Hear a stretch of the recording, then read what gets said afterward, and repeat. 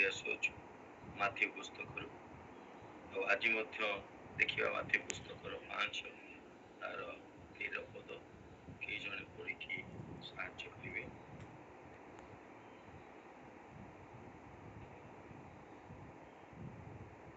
କେତେ ନମ୍ବର ପଦ ଭାଇ? 5:13। ତୁମ୍ଭେମାନେ ପୃଥିବୀର ଲବଣ, କିନ୍ତୁ ଲବଣ ଯଦି ସ୍ୱାଦବିହୀନ ହୁଏ ତେବେ ତାହା କାହିଁରେ ଲବଣତ୍ୱଯୁକ୍ତ ହେବ? ତାହା ଆଉ କୌଣସି କାର୍ଯ୍ୟଯୋଗ୍ୟ ନୁହେଁ, କେବଳ ବାହାରେ ପକାଯାଇ ଲୋକମାନଙ୍କ ପାଦ ତଳେ ଦଳିତ ହେବାର ଯୋଗ୍ୟ। ତୁମ୍ଭେମାନେ ଜଗତର ଜ୍ୟୋତି। ପର୍ବତ ବାସ୍ 13 ପର୍ଯ୍ୟନ୍ତ। ଓକେ, ତ ଆଜିର ବିଷୟ ଆମେ ମାନେ ଦେଖିବା ମେଣ୍ଟେନ୍ ୟୋର ସଲ୍ଟିନେସ୍। ଆପଣା ଲବଣତ୍ୱକୁ ବଜାଇ ରଖିବା। ହାଲେଲୁୟା। ଆଉ ଥରେ ମୁଁ ଆପଣଙ୍କୁ କହିବା ପାଇଁ ଚାହେଁ, ମେଣ୍ଟେନ୍ ୟୋର ସଲ୍ଟିନେସ୍ ବା ଆପଣା ଲବଣତ୍ୱକୁ ବଜାୟ ରଖିବା। ଲେଖାଯାଏ, ତୁମେମାନେ ପୃଥିବୀର ଲବଣ, ଆଉ ଲବଣ ଯଦି ସ୍ୱାଦବିହୀନ ହୁଏ ତେବେ ତାହା କାହିଁରେ ଆଉ ଲବଣ ଯୁକ୍ତ ହେବ? But if ଲେଖାଯାଏ ଇଂଲିଶରେ ଟିକେ ଆହୁରି ବଢିଆ ଲେଖା, but if the salt may have lost its taste, ଯଦି ତାର ସ୍ୱାଦକୁ କଣ କରିଦିଏ, ହରେଇ ଦିଏ, with what might it be made salty again? ଆଉ ଥରେ କେମିତିକା ସେ ଆଉ କିଛି ବିଷୟକୁ ସ୍ୱାଦଯୁକ୍ତ କରିପାରିବ? ଟିକେ ଗଭୀର ଭାବରେ ଏହି ସ୍ଥାନରେ ଇଂଲିଶ ବାକ୍ୟରେ, ଇଂଲିଶ ବାଇବେଲରେ ମେନସନ ହୁଏ କି ଯଦି ଲବଣ ହରେଇ ଦିଏ, ତାର ଲବଣତ୍ୱକୁ ଯଦି ହରେଇ ଦିଏ, ତାହେଲେ ପୁନର୍ବାର କେମିତିକା ଆଉ କୌଣସି ବିଷୟକୁ ଲବଣତ୍ୱ ବା କରିପାରିବ ବା ସ୍ୱାଦଯୁକ୍ତ କରିପାରିବ? ଆଉ କରିବା ବହୁତ କଷ୍ଟ। এই ବାକ୍ୟ ଆମକୁ ଆଜି এই ବିଷୟ କହିବା ପାଇଁ ଚାହେଁ, ହାଉ କେମିତିକା Christians are losing their saltiness। ପରମେଶ୍ୱର ବିଶ୍ୱାସୀ ମାନଙ୍କୁ, ଯୀଶୁଙ୍କୁ ବିଶ୍ୱାସ କରୁଥିବା ଲୋକମାନଙ୍କୁ କହିଲେ ତୁମେ ମାନେ ପୃଥିବୀର ଲବଣ, କିନ୍ତୁ ଆଜି ଆମେ ଦେଖୁଛୁ ଯୀଶୁଙ୍କୁ ବିଶ୍ୱାସ କରୁଥିବା ଅନେକ ବିଶ୍ୱାସୀ ମାନେ, ଅନେକ ଖ୍ରୀଷ୍ଟିଆନ୍ସ ମାନେ କେଉଁ ପ୍ରକାରେ ଆପଣା ଲବଣତ୍ୱକୁ, ଆପଣା ସ୍ୱାଦକୁ ହରେଇ ଦେଉଛନ୍ତି।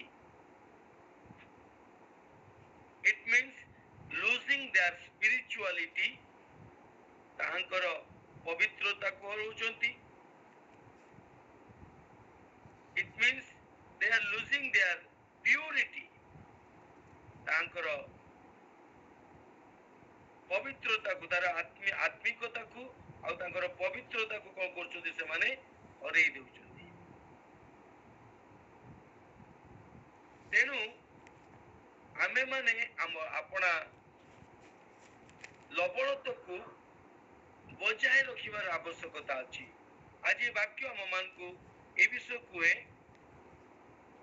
ଯଦି ଆମେ ମାନେ ଏ ବିଷୟକୁ ବଜାୟ ନ ରଖିବା, ତାହେଲେ ଏ ଜଗତରେ ଆମେ ଲଙ୍ଗ ଲାଷ୍ଟିଂ ବା ଲଙ୍ଗ ଲିଭ୍ ହେଇପାରିବା ନାହିଁ। ଯାହାକି ଆଉ ଥରେ ଟିକେ ପଢନ୍ତୁ ବି ପାଠଟା ତାର ଓଡ଼ିଆରେ। ତାହା ଆଉ କୌଣସି କାର୍ଯ୍ୟଯୋଗ୍ୟ ନୁହେଁ, କେବଳ ବାହାରେ ପକାଯାଇ ଲୋକମାନଙ୍କ ପାଦ ତଳେ ଦଳିତ ହେବାର ଯୋଗ୍ୟ। ମାନେ ଏମିତି ଲେଖାଯାଏ ଇଂଲିଶରେ, so if we will not maintain our saltiness in this world, then it is not good for nothing। ଆମର କୌଣସି ଉତ୍ତମତା ପାଇଁ କିଛି ଉତ୍ତମ ବିଷୟ ଆମେ କରିପାରିବାନି, କିଛି ମାନେ ଆଉ ଅଧିକ ସମୟ ପର୍ଯ୍ୟନ୍ତ ଆମେ ବିଶ୍ୱାସୀ ଭାବରେ ତିଷ୍ଠି ପାରିବା ନାହିଁ। ଯଦି ଆମେ ଲବଣତ୍ୱକୁ ଆମେ ମାନେ ବଜାୟ ନ ରଖିବା, ତାହେଲେ ଏକ ବିଶ୍ୱାସୀ ଭାବରେ ଆମେ ମାନେ ବେଶୀ ସମୟ ପାଇଁ ତିଷ୍ଠି ପାରିବା ନାହିଁ। ତିଷ୍ଠି ପାରିବା ପାଇଁ ନାହିଁ ମାନେ କଣ, ଆମେ ଅଧିକ ଦିନ ବିଶ୍ୱାସୀ ଜୀବନ କାଟି ପାରିବା ନାହିଁ, ଆମେ ଅଧାରୁ ବିନଷ୍ଟ ହେଇଯିବା। କେମିତି ଯୋଗ୍ୟ ହବ ଆଉ ଆମେ ମାନେ ଯୋଗ୍ୟ ହେବା ଅତ୍ୟନ୍ତ କଷ୍ଟକର ହେଇଯିବ କିନ୍ତୁ ତାପରେ କଣ ହବ ଲୋକମାନଙ୍କ ପାଦ ତଳେ ଦଳିତ ଆମେ ହେବା ବାହାରେ ପକାଯିବା ଆଉ କଣ ହବା ପାଦ ତଳେ ଦଳିତ ହବା ବାହାରେ ପକାଯିବା ମାନେ କଣ ଈଶ୍ୱରଙ୍କ ରାଜ୍ୟରୁ ଆମ ମାନଙ୍କୁ ବାହାର କରି ଦିଆଯିବ ଫିଙ୍ଗି ଦିଆଯିବ ବାହାର କରି ଦିଆଯିବ ଆଉ ଯେତେବେଳେ ଈଶ୍ୱରଙ୍କର ରାଜ୍ୟରୁ ଆମେ ମାନେ ବାହାରି ଯିବା ସେତେବେଳେ ଅନ୍ୟମାନେ ଆମକୁ ପାଦ ତଳେ ଦଳିବେ ମୋ ପ୍ରିୟ ମାନେ ମୁଁ ଆପଣଙ୍କୁ ମନେ ପକେଇବା ପାଇଁ ଚାहे ବାଇବେଲରେ ଗୋଟେ ଘଟଣା ଘଟୁଛି ପ୍ରଥମ ଘଟଣା କଇନ ଆଉ ହେବଲର ବିଷୟ ଯେତେବେଳେ କଇନ ତାର ଭାଇକୁ ମର୍ଡର କରୁଛି ଜେଲସି ପାଇଁ ଅପବିତ୍ରତା ପାଇଁ ନିଜର ଅପବିତ୍ରତା ନିଜର ଜେଲସି ପାଇଁ ସେ ତାର ବଡ ଭାଇକୁ କଣ କରୁଛି ମର୍ଡର କରୁଛି ଆଉ ମର୍ଡର କଲା ପରେ ଯେତେବେଳେ ପରମେଶ୍ୱର ପଚାରୁଛନ୍ତି ସେ ଠକିବା ପାଇଁ ଚେଷ୍ଟା କରୁଛି କହୁଛି ମୋର ଭାଇର କଣ ମୁଁ କିଛି ଠିକା ରଖିଛି এই প্রকার ভাবে পরমেশ্বর কହୁଛନ୍ତି তোর ভাইର ରକ୍ତ ମାଟିରୁ ମତେ କଣ କରୁଛି ଚିତ୍କାର କରୁଛି ଡାକ ପକଉଛି ଆଉ ଏଇ ସକଳ ଘଟଣା ଉତ୍ତାରେ ଆମେ ଦେଖୁଛୁ ପରମେଶ୍ୱର କଇନକୁ ଶ୍ରାପ ଦଉଛନ୍ତି ତାକୁ ପଳାତକ ବୋଲି ଘୋଷଣା କରୁଛନ୍ତି ଆଉ ଏଇ ସମୟରେ କଇନ କଣ କରୁଛି ବହୁତ ଭୟଭୀତ ହେଇକି ପରମେଶ୍ୱର ଗୋଟେ ରିକ୍ୱେଷ୍ଟ କରୁଛି ପ୍ରଭୁ ତୁମେ ଯଦି ବି ମତେ ପଳାତକର ଶ୍ରାପ ଦେଉଅଛ ଯଦି ମତେ ପଳାତକ ଭାବେ ଘୋଷିତ କରୁଅଛ ତଥାପି ମତେ ଯିଏ ପାଇବ ଯୋଉଠି ପାଇବ ମାରିଦବ ପ୍ରଭୁ ମତେ ଏମିତିକା କର ନାହିଁ ଆଉ ପ୍ରଭୁ ସେଥିପାଇଁ ତା ମୁଣ୍ଡରେ ଗୋଟେ ମସ୍ତକ ଗୋଟେ ଚିହ୍ନ ଦେଉଛନ୍ତି କହୁଛନ୍ତି ଯିଏ କଇନକୁ ମାରିବ ଦେବର ତାର 7 ଗୁଣ ଦଣ୍ଡ ସେ ପାଇବ ଯେତେବେଳେ ଆମେ ମାନେ ଈଶ୍ୱରଙ୍କ ରାଜ୍ୟରୁ ବାହାରି ଯାଇଥାଉ ଯେତେବେଳେ ଆମେ ମାନେ ଆପଣା ମେଷ ଶାବକର ଆମର ମେଷ ପାଳକର ଖୁଆଡରୁ ବାହାରି ଯାଇଥାଉ ମୋର ପ୍ରିୟ ମାନେ ସେତେବେଳେ ଆମକୁ କିଏ ବି ଆମକୁ କଣ କରିପାରେ ବିନଷ୍ଟ କରିଦେଇପାରେ ଆମର ଆମେ ମାନେ ସିକ୍ୟୁର ରହିବା ନାହିଁ ସେଥିପାଇଁ ଏ ସ୍ଥାନ ଲେଖାଯାଏ ଯଦି ତୁମେ ଆପଣା ଲବଣତ୍ୱକୁ ହରେଇ ଦବ ତାହେଲେ ତୁମେ ବାହାରେ ଫିଙ୍ଗା ଯିବ ରାଜ୍ୟରୁ ବାହାରି ଯିବ ଯଦି ଆମେ ମାନେ ଆଜି ସ୍ପିରିଚୁଆଲିଟିକୁ ଆମର ଆତ୍ମିକତାକୁ ହରେଇ ଦଉ ପରମେଶ୍ୱରଙ୍କ ଠାରେ ଉପସ୍ଥିତିକୁ ହରେଇ ଦଉ ଯଦି ଆମ ସ୍ୱାଦକୁ ହରେଇ ଦଉ ଯଦି ଆମ ପ୍ୟୁରିଟିକୁ ହରେଇ ଦଉ ଯଦି ଆମ ପବିତ୍ରତାକୁ ହରେଇ ଦଉ ଶୁଦ୍ଧତାକୁ ହରେଇ ଦଉ ତାହେଲେ ମୋର ପ୍ରିୟ ମାନେ ପରମେଶ୍ୱର କୁହନ୍ତି ତୁମେ ଆଉ କୋଉ କାମରେ ନୁହେଁ ତୁମେ ରାଜ୍ୟରୁ ତୁମକୁ ବହିଷ୍କାର କରାଯିବ ଆଉ ତୁମକୁ ଯିଏ ପାଇବ ପାଦ ତଳେ ଦଳିବ ଆପଣ ଚିନ୍ତା କରିପାରୁଛନ୍ତି କି ଆମର ଅବସ୍ଥା କେମିତିକା ହେବ ଅନେକ ସମୟରେ ଆମ ମାନଙ୍କର ଅବସ୍ଥା ସେଇ ପ୍ରକାର ହେଇଯାଏ ତଥାପି ଆମେ ମାନେ ଜାଣିପାରି ନଥାଉ ପରମେଶ୍ୱର କହନ୍ତି if you will neglected me ଯଦି ତୁମେ ମତେ ଅସ୍ୱୀକାର କରିବ ନେଗ୍ଲେକ୍ଟ କରିବ ଅବହେଳା କରିବ ତାହେଲେ ତୁମେ ମାନେ ମଧ୍ୟ ଅନ୍ୟ ଲୋକମାନଙ୍କ ଦ୍ୱାରା ଅବହେଳିତ ହେବ ଯଦି ଆମେ ପରମେଶ୍ୱରଙ୍କୁ ଅବହେଳା କରିବା ଯଦି ଆମେ ପରମେଶ୍ୱରଙ୍କ ସହିତ ଖେଳିବା ଯଦି ଆମେ ପରମେଶ୍ୱରଙ୍କୁ ଆମ ଜୀବନରେ ପ୍ରାଧାନ୍ୟ ଦେବା ନାହିଁ ଅବହେଳା କରିବା ତାହେଲେ ଜଗତ ଆପଣମାନଙ୍କୁ ଅବହେଳା କରିବ ଆଉ ଏହା ଅତ୍ୟନ୍ତ ଡିଫିକଲ୍ଟ ହେଇଯିବ ଆମ ପାଇଁ ଆଉ ଥରେ କଣ କରିବା ପାଇଁ ଫେରିବା ପାଇଁ ଆଉ ଥରେ ଆମେ ମାନେ ସେ ଟେଷ୍ଟକୁ ସେ ସ୍ୱାଦକୁ ଆମ ଜୀବନରେ ରିଷ୍ଟୋର କରିବା ପାଇଁ ଆମକୁ ବହୁତ କଷ୍ଟ ହେଇଯିବ ବହୁତ ଅସୁବିଧା ହେଇଯିବ ସେଥିପାଇଁ ପରମେଶ୍ୱର ଚାହାନ୍ତି ଆପଣା ଲବଣତ୍ୱକୁ ଆମେ ମାନେ ବଜାୟ ରଖୁ ଲବଣ ମାନେ କଣ ଲବଣର ଅର୍ଥ ଲବଣର କିଛି କ୍ୱାଲିଟିଜ ଅଛି କିନ୍ତୁ ଅଳ୍ପ ସମୟ ଭିତରେ ଆମେ ଯେତିକି ପାରିବା ସେତିକି ବୁଝିବା ପାଇଁ ଚେଷ୍ଟା କରିବା ଦୁଇ ଗୋଟି ସ୍ପେସିଆଲି କ୍ୱାଲିଟିଜ ଅଛି the preservation and the purity ଲବଣର ପ୍ରିଜର୍ଭେଟିଭର କ୍ୱାଲିଟି ଅଛି ପ୍ରିଜର୍ଭେଟିଭ ମାନେ କଣ ସଂରକ୍ଷଣ କରି ରଖିବା ଲବଣ ଆମେ ଦେଖୁ ଦେଖୁ ଅନେକ ସମୟରେ କିଛି ବିଷୟକୁ ସଂରକ୍ଷିତ କରି ରଖିବା ପାଇଁ ହେଲେ ତାକୁ ଯେମିତିକା ଅଛି ସେମିତିକା ସୁରକ୍ଷିତ କରି ରଖିବା ପାଇଁ ହେଲେ ଲବଣ ବହୁତ କାମରେ ଆସେ। ଲବଣର ଆବଶ୍ୟକତା ଅଛି। ସାଧାରଣ ଭାବରେ ଆପଣ ମାନେ ଦେଖିବେ ଯେତେବେଳେ ଶୁଖୁଆ ଲୁଣି ଶୁଖୁଆ ଆମେ ଦେଖୁ ଇଲିଶି ଶୁଖୁଆ ବା ବାକି ଶୁଖୁଆ ସେତେବେଳେ ତାକୁ ପ୍ରିଜର୍ଭେଟିଭ କରିକି ରଖିବା ପାଇଁ ତାକୁ ସଂରକ୍ଷିତ କରି ରଖିବା ପାଇଁ କଣ କରାଯାଏ ତା ପେଟ ଭିତରେ ଆଉ ତା ଉପରେ ସବୁ ମେଞ୍ଚି କଣ କରାଯାଏ ଲୁଣ ପୁରେଇ ଦିଆଯାଏ। ଲବଣ ସୁରକ୍ଷିତ ରଖେ। ଲବଣ ଦେଲେ ସେ ପୋକ ହେବା ପାଇଁ ଦେବ ନାହିଁ, ଅପରିଷ୍କାର ହେବା ପାଇଁ ଦେବ ନାହିଁ।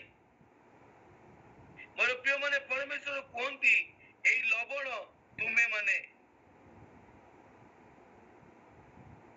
ତୁମେ ମାନେ ପୃଥିବୀର ଲବଣ ଅଟ।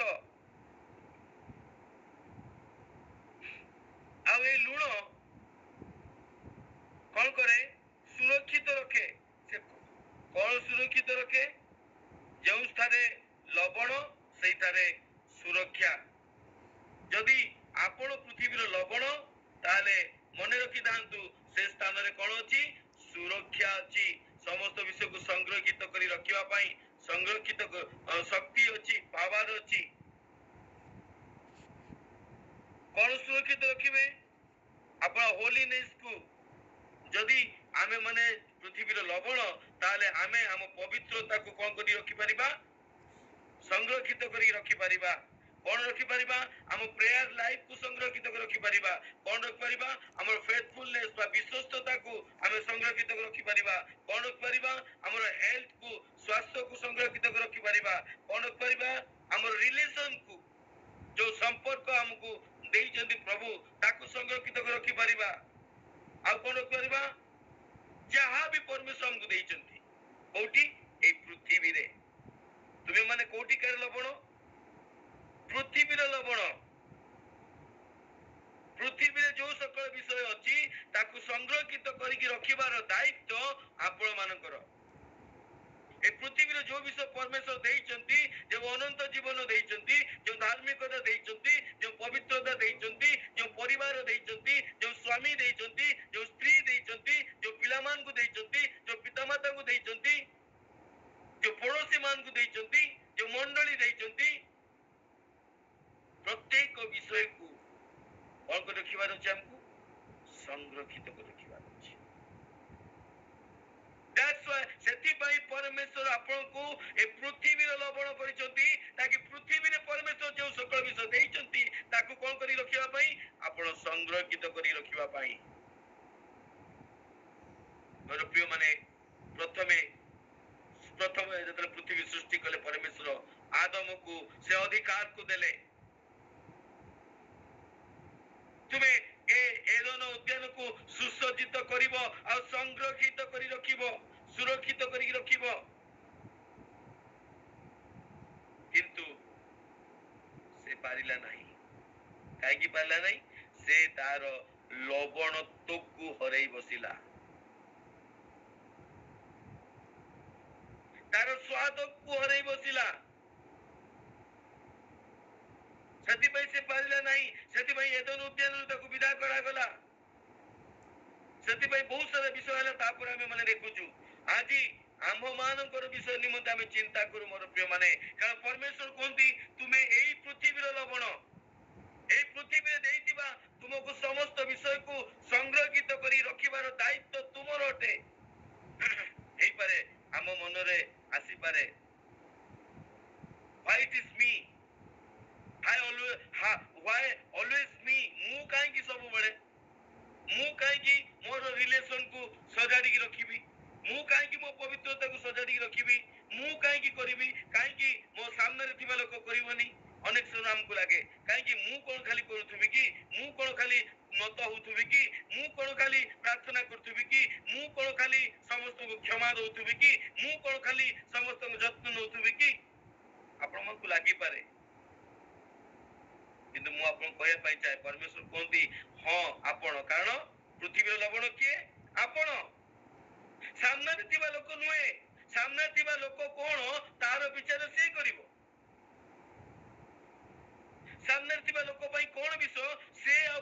ଆପଣଙ୍କର ବେପାର ସେଟା ବିଜନେସ୍ ନଟ୍ ୟୁର ବିଜନେସ୍ ଆପଣଙ୍କର ସେ ବିଜନେସ୍ ନୁହେଁ ଆପଣଙ୍କର ସେ ବେପାର ନୁହେଁ ଆପଣଙ୍କୁ ଯାହା ଦିଆ ହେଇଛି ତାକୁ ଧରି ରଖନ୍ତୁ ଆପଣଙ୍କୁ ଯୋଉ ସ୍ୱାଦ ଦିଆ ହେଇଛି ତାକୁ ଧରି ରଖନ୍ତୁ ଆପଣ ସେଥିପାଇଁ ରେସ୍ପନ୍ସିବିଲିଟି ନବାର ଆବଶ୍ୟକତା ଅଛି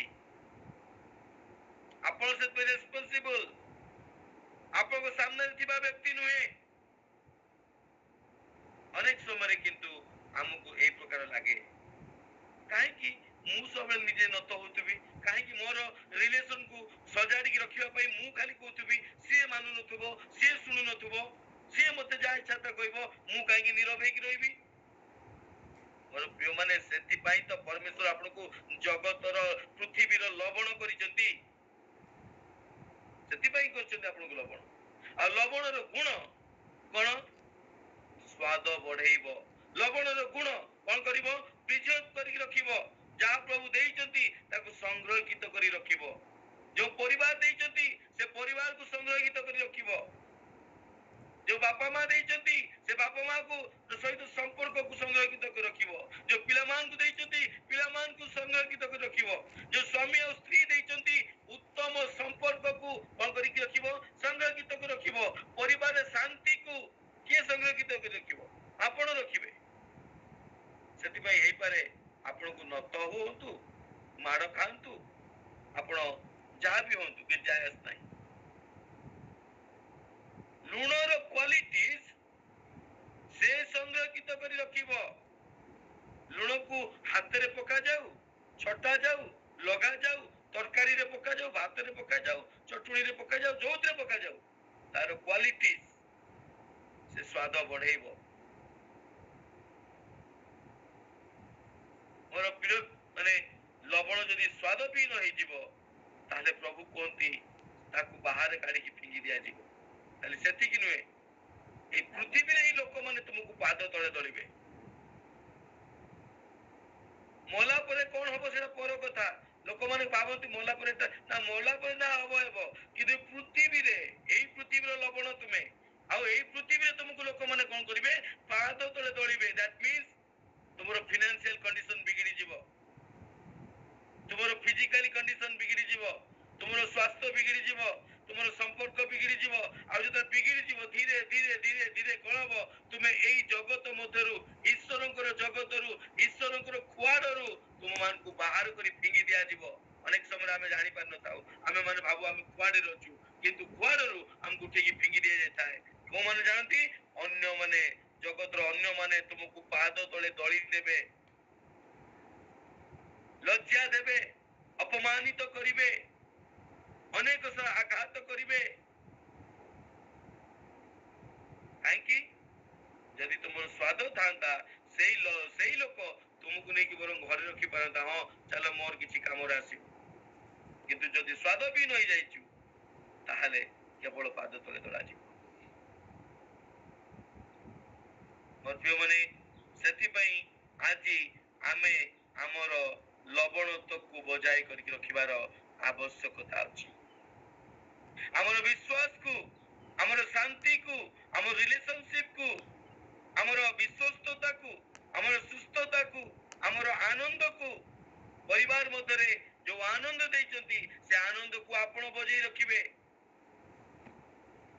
ଆପଣ ଅଶାନ୍ତିର କାରଣ ହେବେ ନାହିଁ ଲବଣ ଅଶାନ୍ତିର କାରଣ ହେବ ନାହିଁ ଲବଣ ସବୁବେଳେ ଶାନ୍ତି ବଜାଇ ରଖିବ ଯୋଉ ବିଷୟ ପ୍ରଭୁ ଦେଇଛନ୍ତି ତାକୁ ସଂରକ୍ଷିତ କରି ରଖିବ ଏହା ଆପଣଙ୍କର ଦାୟିତ୍ୱ ଅଟେ ଲବଣର ଆଉ ଗୋଟେ କ୍ୱାଲିଟି ଆମେ ଦେଖିବା ଦ୍ୟାଟ୍ ଇଜ ପ୍ୟୁରିଟି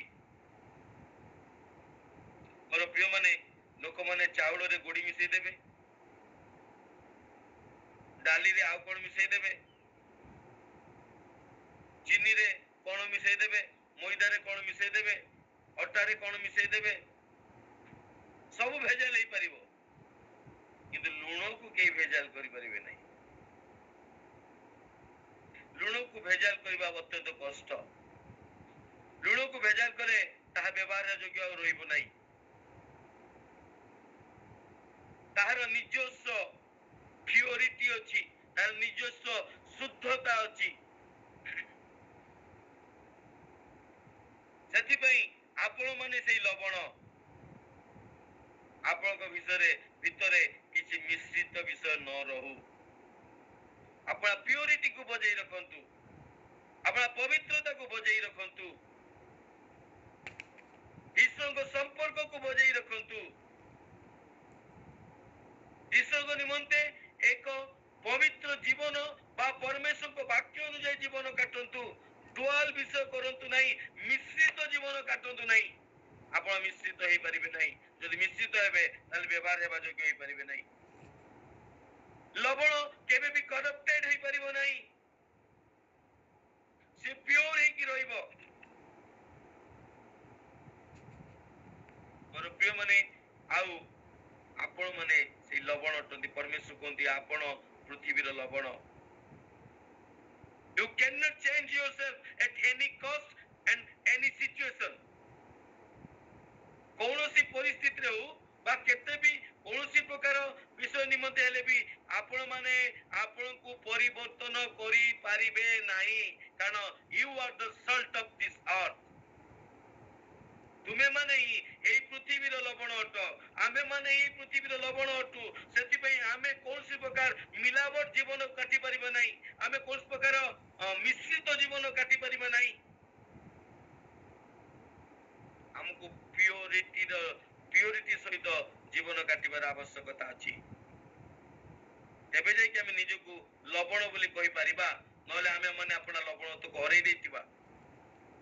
ଆଉ ଯେତେ ଲବଣତା ହରେଇଦବା, ସେଟା ପରମେଶ୍ୱର କୁହନ୍ତି ତାଙ୍କ ରାଜ୍ୟରୁ କାଢିକି ଆମକୁ କଣ କରିବେ? ବାହାରେ ପକେଇଦେବେ। ଯେତେବେଳେ ବାହାରେ ପକେଇଦେବେ, এই ଜଗତର ଲୋକମାନେ ହିଁ ମୁଣ୍ଡ ଉପରେ ଚଢିବେ, ଜଗତର ଲୋକମାନେ ହିଁ ପାଦ ତଳେ ଦଳିବେ। ମୋର ପ୍ରିୟ ମାନେ, ସେଥିପାଇଁ ଆମ ମାନଙ୍କୁ ଆପଣା ଲବଣତ୍ୱକୁ ବଜେଇ ରଖିବାର ଆବଶ୍ୟକତା ଅଛି।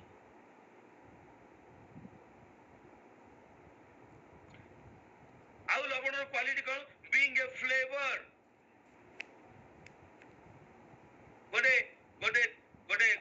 ଫ୍ଲେଭର ଆମକୁ ନେଇକି ଚାଲିବାର ଅଛି, ଗୋଟେ ଟେଷ୍ଟ ନେଇକି ଆମକୁ ଚାଲିବାର ଅଛି। ଲୁଣ କଣ କରେ? ସମସ୍ତ ବିଷୟରେ କଣ କରେ? ଗୋଟେ ଫ୍ଲେଭର ଆଣିଦିଏ, ଗୋଟେ ଟେଷ୍ଟ ଆଣିଦିଏ। ଆପଣ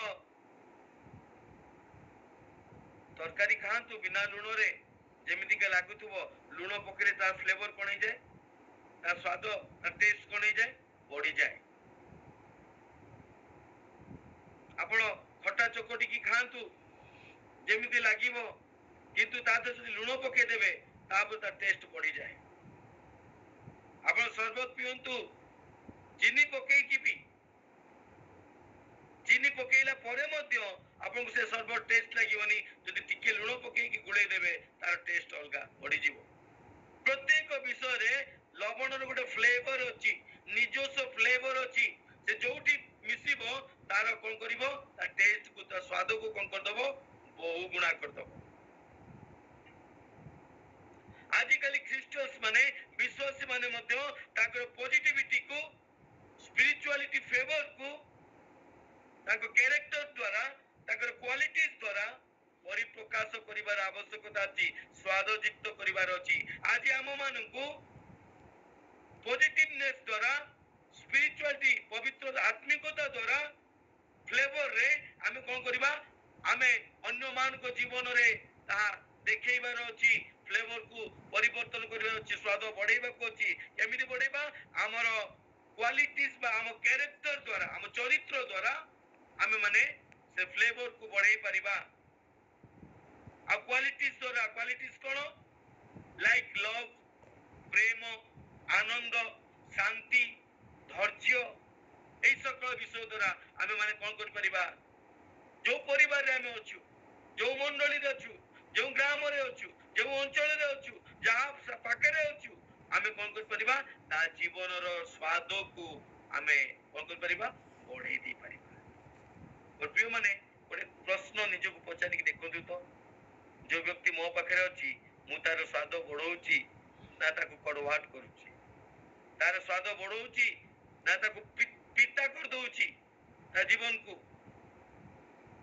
ଯୋଉ ପରିବାର ଅଛି, ସେ ପରିବାରର ସ୍ୱାଦ ମୁଁ ବଢଉଛି ମୋ ଚରିତ୍ର ଦ୍ୱାରା, ମୋ କଥାବାର୍ତ୍ତା ଦ୍ୱାରା, ମୋ ଆଚରଣ ଦ୍ୱାରା, ମୋ ଧୈର୍ଯ୍ୟ ଦ୍ୱାରା, ମୋ ପ୍ରେମ ଦ୍ୱାରା, ମୋ ଆନନ୍ଦ ଦ୍ୱାରା, ମୋ ଶାନ୍ତି ଦ୍ୱାରା ମୁଁ ବଢଉଛି ନା ତାକୁ ପିତା କରିଦଉଛି, ତିତର ବିତର କରିଦଉଛି, ଛିଞ୍ଚତର କରି ପକଉଛି?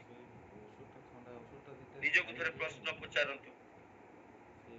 ନିଜ ପରିବାରରେ, ନିଜ କାର୍ଯ୍ୟ କ୍ଷେତ୍ରରେ ମୋର ଆଟିଟ୍ୟୁଡ କେମିତିକା? କଣ ପବିତ୍ରତାର ସହିତ ଅଛି, ଫ୍ଲେଭର ଅଛି? କଣ ପଜିଟିଭିଟିର ଫ୍ଲେଭର ଅଛି? କଣ ଆତ୍ମିକତାର ଫ୍ଲେଭର ଅଛି? ନା ସବୁବେଳେ ବିନାଶ କରିବା ପାଇଁ, ବିନଷ୍ଟ କରିବା ପାଇଁ, ବିଚଳିତ କରିବା ପାଇଁ ମୋର ସ୍ୱାଦ ଅଛି? ନିଜକୁ ପ୍ରଶ୍ନ ପଚାରନ୍ତୁ। କାହିଁକି କେତେବେଳେ ଆମେ ମାନେ ଆମେ ଜାଣୁ ନ ଜାଣୁ, କିନ୍ତୁ ଅନେକ ସମୟରେ ଆମେ ମାନେ ଆମର ସ୍ୱାଦକୁ ଆମେ ମାନେ ହରେଇ ଦେଇଥାଉ। କେତେବେଳେ ଗୋଟେ ଲବଣ ସ୍ୱାଦକୁ ହରେଇ ଦିଏ ଯେତେବେଳେ ସେ ତା ଜୀବନରେ ଇମ୍ପ୍ୟୁରିଟିଜକୁ ଆଲାଉ କରେ। ଲବଣ ସେତେବେଳେ ତା ଲବଣକୁ ହରେଇ ଦିଏ ଯେତେ ପର୍ଯ୍ୟନ୍ତ ତା ଜୀବନରେ, ଯେତେବେଳେ ତା ଜୀବନରେ କଣ କରିବ, ଇମ୍ପ୍ୟୁରିଟିକୁ ବା ଅପବିତ୍ରତାକୁ କଣ କରିବ, ସେ ଆଲାଉ କରିବ, ସୁଯୋଗ ଦେବ ପ୍ରବେଶ କରିବା ପାଇଁ। ଈଶ୍ୱରଙ୍କ ବିରୁଦ୍ଧାଚରଣ କଥାକୁ, କାର୍ଯ୍ୟକୁ ସେ ଆଲାଉ କରିବ ନିଜ ଜୀବନରେ। କାହିଁକି? ତାର କୌଣସି ପ୍ରକାର ଅଧିକାର ନାହିଁ ତୁମ ଉପରେ। ପରମେଶ୍ୱର ଯୀଶୁ କଣ କରୁଛନ୍ତି? ମୃତ୍ୟୁ ଉପରେ ବିଜୟ ପାଇ ଅଛନ୍ତି। ରେ ମୃତ୍ୟୁ, କାହିଁ ତୋର ନାଉଡ?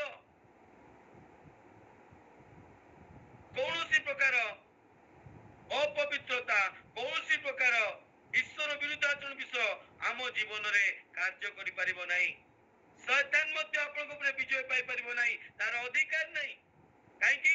ପରମେଶ୍ୱର ତା ଅଧିକାର ଉପରେ କଣ କରୁଛନ୍ତି? ବିଜୟ ପାଇଛନ୍ତି, କରିପାରିବ ନାହିଁ। କିନ୍ତୁ କେତେବେଳେ ଆପଣ ଲବଣକୁ ହରେଇ ଦେବେ? ଯେତେବେଳେ ନିଜେ ସୁଯୋଗ ଦେବେ, ଯେତେବେଳେ ନିଜେ ସୁଯୋଗ ଦେବେ କ୍ରୋଧ କରିବା ପାଇଁ, ନିଜେ ସୁଯୋଗ ଦେବେ ବ୍ୟଭିଚାର କରିବା ପାଇଁ, ନିଜେ ସୁଯୋଗ ଦେବେ ସମସ୍ତ ମନ୍ଦ ବିଷୟକୁ ଆପଣଙ୍କ ଜୀବନରେ ଆଲାଉ କରିବେ। ମୋବାଇଲରେ ସ୍କ୍ରୋଲ କରୁଛନ୍ତି, ଦେଖୁ ଦେଖୁ ଯେତେବେଳେ ଗନ୍ଦେଗୀ, ଯେତେବେଳେ ମନ୍ଦ ବିଷୟକୁ ଦେଖିବା ପାଇଁ ନିଜକୁ ସୁଯୋଗ ଦେବେ, ସେତେବେଳେ ସେ ଆପଣଙ୍କ ଭିତରେ ଏଣ୍ଟର କରିବ। ଯେତେବେଳେ ଜେଲସିକୁ ସୁଯୋଗ ଦେବେ, ସେ ଏଣ୍ଟର କରିବ। ଯେତେବେଳେ ଅବିଶ୍ୱସ୍ତତାକୁ ସୁଯୋଗ ଦେବେ, ସେ ଏଣ୍ଟର କରିବ। ଯେତେବେଳେ ଦୁର୍ବଳ ବିଶ୍ୱାସକୁ ସୁଯୋଗ ଦେବେ ଆପଣ ବିଶ୍ୱାସକୁ ଭାଙ୍ଗିବା ପାଇଁ, ସେତେବେଳେ ସେ ଏଣ୍ଟର କରିବ। ଅଦରୱାଇଜ ସେ କରିପାରିବ ନାହିଁ। ଲବଣ ସେତେବେଳେ ତାର ଲବଣତାକୁ ହରେଇବ ଯେତେବେଳେ ସେ ନିଜେ ଆଲାଉ କରିବ ଅପବିତ୍ରତାକୁ, ଅସୁଚିତାକୁ ନିଜ ଜୀବନରେ କଣ କରିବ? ସୁଯୋଗ ଦେବ, ଆଲାଉ କରିବ। ହଁ ତୁ ପଶ, ସେବେ ସେ ପଶିବ, ଅଦରୱାଇଜ ପଶିବ ନାହିଁ। ପ୍ରଭୁ କହିଲେ ସ୍ୱର୍ଗ ପୃଥିବୀର ଚାବିକାଠି ମତେ ଦିଆଯାଇଛି, ମୁଁ କାହାକୁ ଦଉଛି? ତୁମ ମାନଙ୍କୁ ଦଉଛି। କ୍ରୋଧ କରିବାର ଚାବିକାଠି ତୁମ ମାନଙ୍କୁ ଦଉଛି। ବ୍ୟଭିଚାର କରିବାର ଚାବିକାଠି ତୁମକୁ ଦଉଛି। ବ୍ୟଭିଚାର ଉପରେ ବିଜୟ ପାଇବାର ଚାବିକାଠି, କ୍ରୋଧ ଉପରେ ବିଜୟ ପାଇବାର ଚାବିକାଠି, ଅବିଶ୍ୱାସ ଉପରେ ବିଜୟ ପାଇବାର ଚାବିକାଠି ମୁଁ ତୁମ ହାତରେ ଦଉଛି। You have the authority. ଯଦି ତୁମେ ଏଠି ଖୋଲିବ, ସେଠି ଖୋଲାଯିବ, ଏଠି ବନ୍ଦ କଲେ ସେଠି ବନ୍ଦ ହେବ।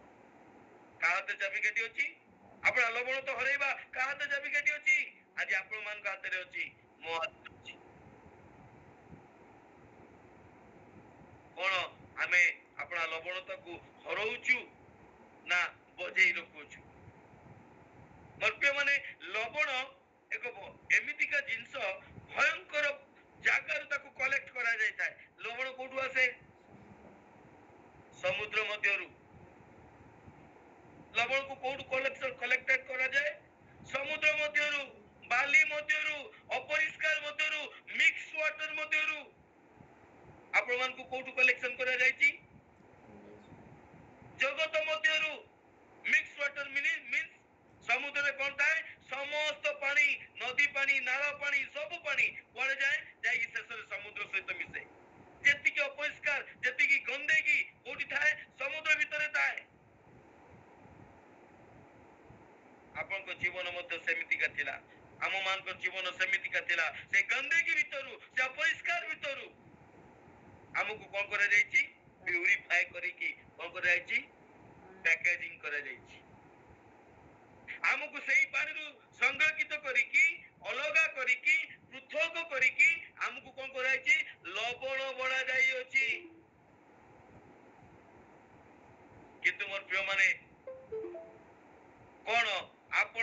ଲବଣତ୍ୱକୁ ବଜେଇ ରଖୁଛନ୍ତି କି? ଯେତେବେଳେ ଲୁଣ ସହିତ ବାଲି ମିଶିଯିବ, ମାଟି ମିଶିଯିବ, ସେ ଆଉ ବ୍ୟବହାର ହେବା ଯୋଗ୍ୟ ରହିବ ନାହିଁ। ଦିନ ଥିଲା ସେଇ ଲବଣ କୋଉଠି ଥିଲା? ସମୁଦ୍ର ଭିତରେ ଥିଲା, ବାଲି ଭିତରେ ମିଶିକି ଥିଲା, ଅପରିଷ୍କାର ଭିତରେ ମିଶିକି ଥିଲା, ଡଷ୍ଟ ଭିତରେ ମିଶିକି ଥିଲା, ଅନେକ ଆବର୍ଜନା ଭିତରେ ମିଶିକି ଥିଲା। କଣ କେହି ବ୍ୟବହାର କରୁଥିଲେ କି? କଣ ଆପଣ ରୋଷେଇ କରିବା ପାଇଁ ତରକାରୀରେ ସମୁଦ୍ରରୁ ମଗେ ପାଣି ଢାଳିଲେ ହେଇଯିବ କି? କରନ୍ତି କି ଆପଣ? କରିହେବ କି? କଣ ସରବତ ପିଇଲା ବେଳକୁ ଲୁଣ ନ ପକେଇକି ସମୁଦ୍ର ପାଣି ଟିକେ ଆଣି ପକେଇଦେଲେ ହବ ତ? ପିଇଦେଲେ ହବ କି? କଣ ଯୋଉମାନେ ସମୁଦ୍ରରେ ଆମର ଭାଇମାନେ ଯୋଉମାନେ ମାଛ ମାରୁଛନ୍ତି ସେମାନେ ଗଲାବେଳକୁ ଲୁଣ ନଉଛନ୍ତି ନା ନଉନାହାନ୍ତି? କଣ ନବା ଦରକାର? ସେଠି ପାଣି ଅଛି, ଆଉ କଣ ସେ ଲୁଣ ପାଣିକୁ ଟିକେ ନେଇ ଆସିବ, ତରକାରୀରେ ପକେଇଦବା, ହେଇଯିବ? ହେବ କି? ହେବ ନାହିଁ। କାହିଁକି? ତା ଭିତରେ ଅନେକ ପ୍ରକାର ପାର୍ଟିକଲ୍ସ ମିଶିକି ଅଛି, ଅପରିଷ୍କାର କଣୁ ଯାକ ମିଶିକି ଅଛି, ମିଶ୍ରିତ ବିଷ ତା ଭିତରେ ଅଛି, ସେ ବ୍ୟବହାର ହେବା ଯୋଗ୍ୟ ହେଇପାରିବ ନାହିଁ। କିନ୍ତୁ ମୋର ପ୍ରିୟ ମାନେ, ସେଇ ଲୁଣକୁ ଯେତେବେଳେ ସମୁଦ୍ର ମଧ୍ୟରୁ, ସେତେବେଳେ ଅପରିଷ୍କାର ମଧ୍ୟରୁ, ବାଲି ମଧ୍ୟରୁ ପୃଥକୀକୃତ କରାଯାଏ, ତା ଆମର ରୋଷେଇ ଘରର ଡବାରେ ଥାଏ। ଆପଣମାନଙ୍କ ଜୀବନ, ମୋର ଜୀବନ, ମୋର ପ୍ରିୟ ମାନେ, ପରମେଶ୍ୱର ସେମିତିକା କଲେକ୍ଟ କରୁଛନ୍ତି। ତୁମକୁ ଏ ଜଗତରୁ କଣ କରୁଛନ୍ତି? କଲେକ୍ଟ କରୁଛନ୍ତି। ଅନ୍ଧକାର ମଧ୍ୟରୁ କଲେକ୍ଟ କରୁଛନ୍ତି, ପାପ ମଧ୍ୟରୁ, ଦଲଦଲ ମଧ୍ୟରୁ କଲେକ୍ଟ କରୁଛନ୍ତି। ଆଜି ଆମ ମାନଙ୍କୁ ପରମେଶ୍ୱର କୁହନ୍ତି, ତୁମେ ମାନେ ପୃଥିବୀର ଲବଣ ଅଟ। ତୁମେ ନଥିଲ, ତୁମେ ମାନେ ଏବେ କିନ୍ତୁ ଲବଣ ଅଟ। ପୁନର୍ବାର ଯଦି ବାଲିରେ ମିଶିବା ପାଇଁ ଚାହୁଁଛ, ପୁନର୍ବାର ଯଦି ଧୂଳିକୁ, ଅପରିଷ୍କାରକୁ ନିଜ ଜୀବନରେ ଆଲାଉ କରିବା ପାଇଁ ଚାହୁଁଛ, ମନେ ରଖାଅ, ତାହା ଆଉ ବ୍ୟବହାର ହେବା ଯୋଗ୍ୟ ହେଇପାରିବ ନାହିଁ। ତାକୁ କଣ କରାଯିବ? ଫିଙ୍ଗା ଯିବ। ଆଉ ଯେତେବେଳେ ପରମେଶ୍ୱରଙ୍କ ଉପସ୍ଥିତିରୁ ଆପଣ ମାନେ ବାହାରି ଯିବେ, ମନେ ରଖନ୍ତୁ, କୁକୁର ବି ଆପଣ ମାନଙ୍କୁ ପଚାରିବ ନାହିଁ।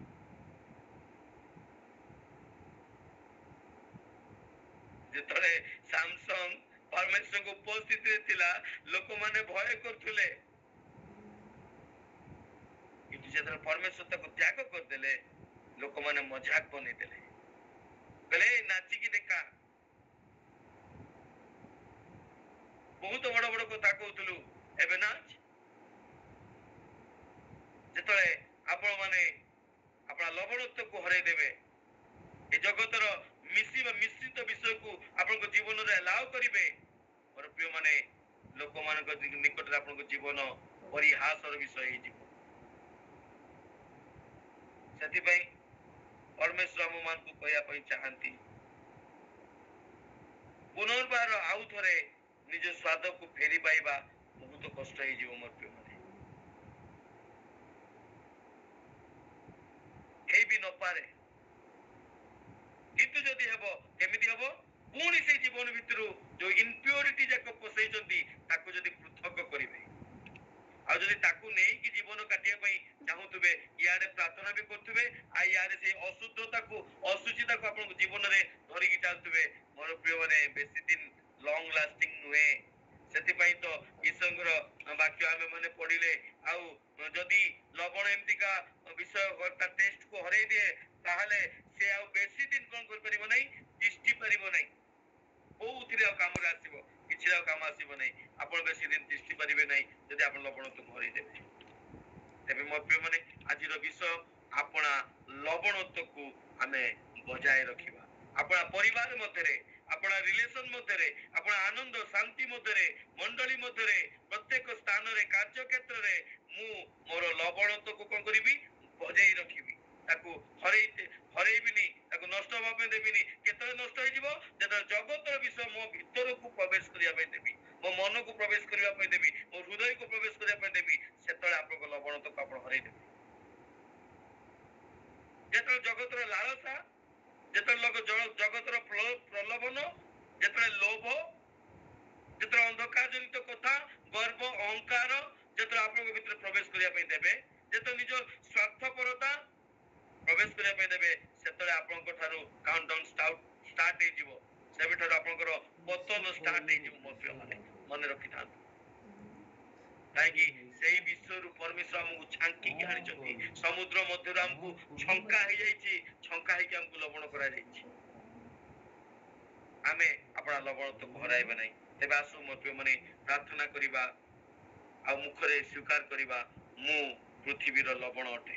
ପୃଥିବୀରେ ପରମେଶ୍ୱର ମୋତେ ଯେଉଁ ବିଷୟ ଦେଇଛନ୍ତି ମୁଁ ତାକୁ ହରେଇବି ନାହିଁ, ମୁଁ ତାର ସ୍ୱାଦକୁ ବଢେଇବି। ପ୍ରଭୁ ଯୋଉ ପରିବାର ଦେଇଛନ୍ତି ସେ ପରିବାରକୁ ସଂରକ୍ଷିତ ରଖିବା ଦାୟିତ୍ୱ ମୋର। ପ୍ରଭୁ ଯୋଉ ସ୍ତ୍ରୀ ପିଲା ଛୁଆ ଦେଇଛନ୍ତି ସଂରକ୍ଷିତ ରଖିବା ଦାୟିତ୍ୱ ମୋର। ଯୋଉ ପିତାମାତା ଦେଇଛନ୍ତି ତାଙ୍କ ସହିତ ସମ୍ପର୍କକୁ ସଂରକ୍ଷିତ କରି ରଖିବା ଦାୟିତ୍ୱ ମୋର। ଯୋଉ ପରିବାର ଦେଇଛନ୍ତି ପରିବାର ମଧ୍ୟରେ ଆନନ୍ଦକୁ ସଂରକ୍ଷିତ ରଖିବା ଦାୟିତ୍ୱ ମୋର। ହେଇପାରେ ସେଥିପାଇଁ ମତେ ନତ ହେବାକୁ ପଡେ, ହେଇପାରେ ମୋ ସ୍ୱାର୍ଥକୁ ପରିତ୍ୟାଗ କରିବାକୁ ପଡେ, ହେଇପାରେ ମୋ ଖୁସିକୁ ଛାଡିବାକୁ ପଡେ, ହେଇପାରେ ମତେ ନତମସ୍ତକ ହେବାକୁ ପଡେ, ହେଇପାରେ ମତେ ନୀରବ ହେବାକୁ ପଡେ, କିନ୍ତୁ ମୋର କର୍ତ୍ତବ୍ୟ ମୋ ପରିବାର ଶାନ୍ତିକୁ ମୁଁ ବଜେଇ ରଖିବି।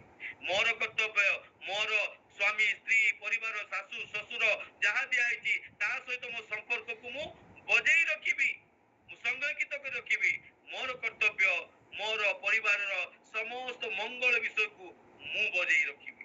ସମସ୍ତେ ଭାଙ୍ଗିବା ପାଇଁ ଚେଷ୍ଟା କରିବେ, ସମସ୍ତେ ନଷ୍ଟ କରିବା ପାଇଁ ଚେଷ୍ଟା କରିବେ, ସମସ୍ତେ ପୋକ ଲାଗିବା ପାଇଁ ଚେଷ୍ଟା କରିବେ, କିନ୍ତୁ ଲବଣର କର୍ତ୍ତବ୍ୟ ମୁଁ ତାକୁ ସଂରକ୍ଷିତ କରିକି ରଖିବି, ତାକୁ ନଷ୍ଟ ହେବା ପାଇଁ ଦେବି ନାହିଁ। କାରଣ ମତେ ପରମେଶ୍ୱର ଏ ପୃଥିବୀର ଲବଣ କରିଛନ୍ତି। ମୁଁ ମିଶ୍ରିତ ଭାବେ ବଞ୍ଚି ପାରିବି ନାହିଁ, ଶାରୀରିକ ଅଭିଳାଷକୁ ନେଇକି ବଞ୍ଚି ପାରିବି ନାହିଁ, ପ୍ରଲୋଭନକୁ ଅତ୍ୟଧିକ ଧନ ଲୋଭକୁ ନେଇକି ମୁଁ ବଞ୍ଚି ପାରିବି ନାହିଁ। କାହିଁକି ମତେ ଏଇ ପ୍ରକାର ଧନ ଲୋଭରେ ଥିଲା ବେଳେ ପରମେଶ୍ୱର ମତେ ସେଠୁ ଛାଙ୍କିକି ଆଣିକି ଲବଣ କରିଛନ୍ତି। ମୁଁ ଅନ୍ୟମାନଙ୍କୁ ମୋ ଫ୍ଲେଭର ଦେବି।